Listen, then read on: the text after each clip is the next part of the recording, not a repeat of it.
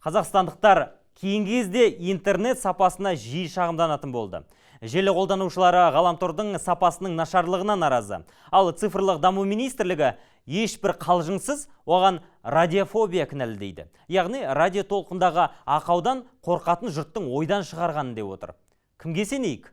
Бұл сұраққа Айгөз Тұрсынбай жауап іздеп көрді. Неше күннен бері поштадан өз тапсырысымды ала алмай жүрмін. Интернет жоқ. Интернет сапасына көңілі толмайтындардың осындай пікірлері желде қаптап тұр. Қараша халық соңғы кездері қарапайым 1 минуттық видеоны көрудің өзі мұң болғанын айтып шағымдануда. Интернет сапасы әсіресе осындай көп қабатты тұрғын үй кешендері маңында өте нашар. Жауапты министрлік бұған тұрғындардың өздері кінәлі деп отыр.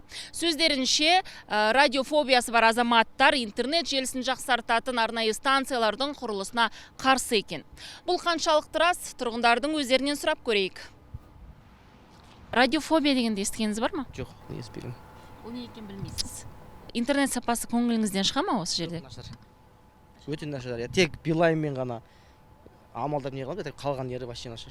Из-за того, что вот эти вот компании, вот Билайн и Казахтелеком стали монополистами, они просто за качество интернета вообще не ручаются. Ладно, пусть интернет будет дороже, но качественнее. Радиофобия деген не екенін білесіз? Бірінші рет естіп тұрмын.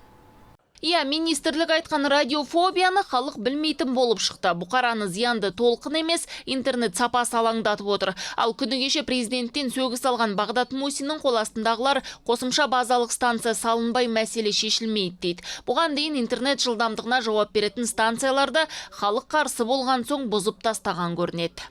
Сол тұрғындардың жаңағы хабардарлығы артып, егер де олар базалық станцияны қайтадан орнатуға қарсылықтарын білдірмесе, онда жаңағы белгілі бір аймақтағы тұрғын үйлерде қайтадан базалық станцияларды орнатып, интернет сапасын жақсартуға әлбетте болады. Сапасы өз алдына енді байланыс операторлары тариф құнын күн санап өсіруде. Теле2 қолданушылары оператор төлемді бірден 700 теңгеге қымбаттатқанын айтады. Ал үкіметтің бағаға араласуына құқығы жоқ.